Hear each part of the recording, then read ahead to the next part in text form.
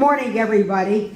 Captain Smith, members of the leadership team here at Indian Head, to all the men and women here who received awards, I want to offer my most hearty congratulations in behalf of Senator Cardin and Congressman Hoyer.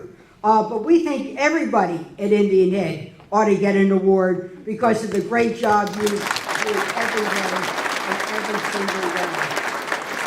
Your congressional delegation is so proud of this base. We just think that what goes on here is so critical to the nation and actually critical to the world.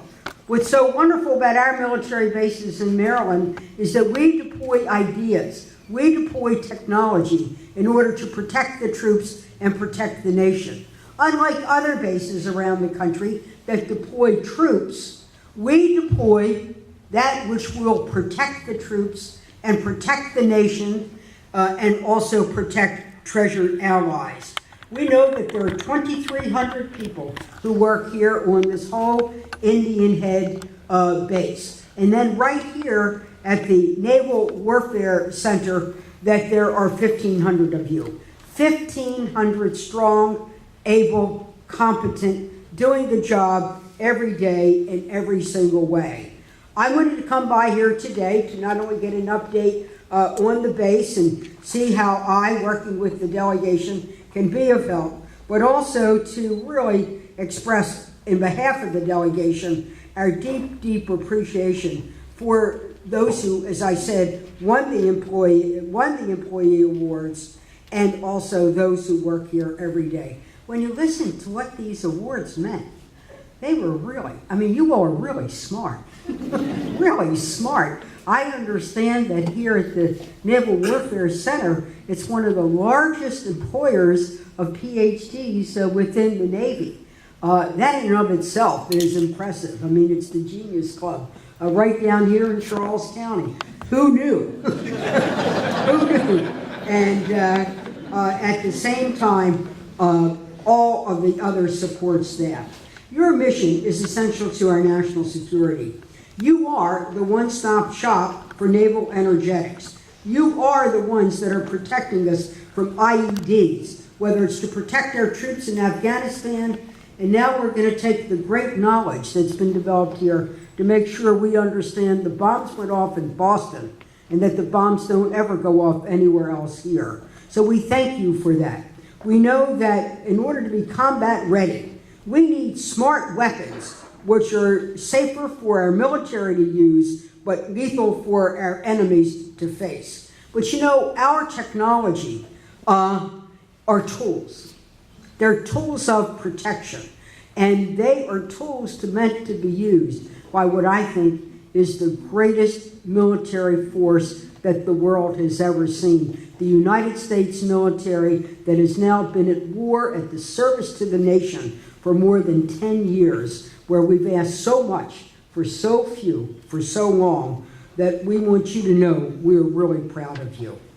And to our civilian workforce, to be service to the nation, you don't wear maybe the uniform on your back, but you wear the uniform in your heart.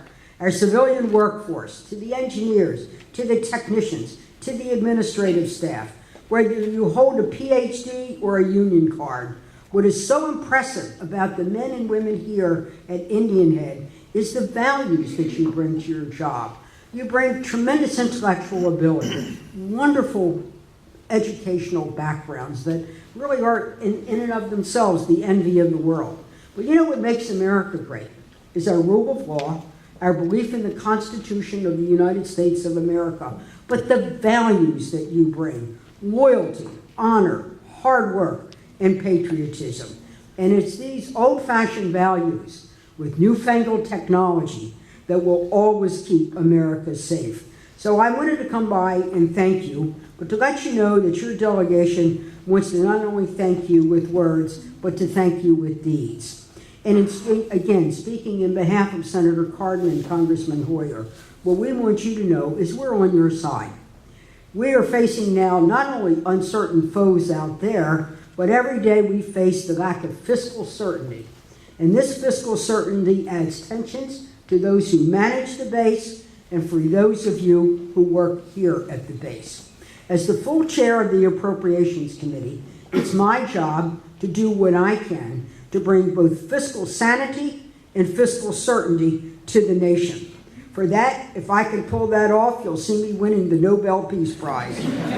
But in all seriousness, we have been working, and Team Maryland has played a very important role. I can tell you, as the full chair of the Appropriations Committee, working with my vice chairman, Senator Richard Shelby of Alabama, we decided when I took over the committee, upon the death of Senator Danny Inouye, that we didn't want to be Republicans or Democrats to provide fiscal certainty. We wanted to be part of the red, white, and blue party, not the Democratic Party, not the Republican Party. So Senator Shelby and I reached out across the dome to our counterparts in the House, to, yes, Barbara Mikulski, reaching out to someone who chairs the committee in the House of the other party. We went over there, we had conversations based on civility, based on fiscal sanity, based on what we needed to do for the nation to promote jobs, lower the public debt, and ensure our safety in the world. And you know what? We did it. They moved it through the House, and when the continuing funding resolution came, when we were facing a possible government shutdown on March 27th, where the funding for the year was set to expire. Well, I'll tell you what, Senator Shelby and I, Ben Cardin, Steny, all of us, we didn't want to shut down, slam down, lock down. We don't like brinkmanship politics, and we don't like ultimatum politics. We lighted fiscal certainty for you. Working with my counterparts, and Ben Cardin as my wingman, we were able to move this through the House on a vote of 76 to 23. 76 to 23. You can't get that kind of vote except maybe for a medal for Mother Teresa or Nelson Mandela. And then we'd have to fight for it. But I can also tell you that when this bill was passed and sent to the president, what we were able to do from House to the Senate when it came over, I was in very close contact with your congressman, my dear friend, Steny Hoyer. I couldn't have done what I did without Steny Hoyer. And I want you to know that. Because as I was moving it through the Senate, my question was, would they pass what the Senate sent back to the House? And Steny said, if you do your job, I will do my job, and I can assure you we'll be able to pass it. So there we were, Ben and Barb, then the dynamic turbo trio of Ben, Barb, and Steny. We were able to get that done. So, Captain, what we did for the base, what we did for you, but what we did for the United States military, is we provided fiscal certainty through 2013. We provided transfer authority to give you more flexibility for both Secretary Hagel, General Dempsey, Admiral Winterfeld, to be able to manage what they do. And most of all, we managed to get the job done. Now, I'm going to end sequester, because instead of talking about pink slips, I think we ought to be pinning medals on people. And we need to cancel sequester, come up with a balanced approach, get on with fiscal 14, and make sure for anybody who's thinking about attacking the United States of America over there or over here, let's all do our job. Let's be Team USA. And I'm going to say thank you for what you do for your job. We'll do our job, and God bless you, and God bless America, the country we hold dear. Thank you very much.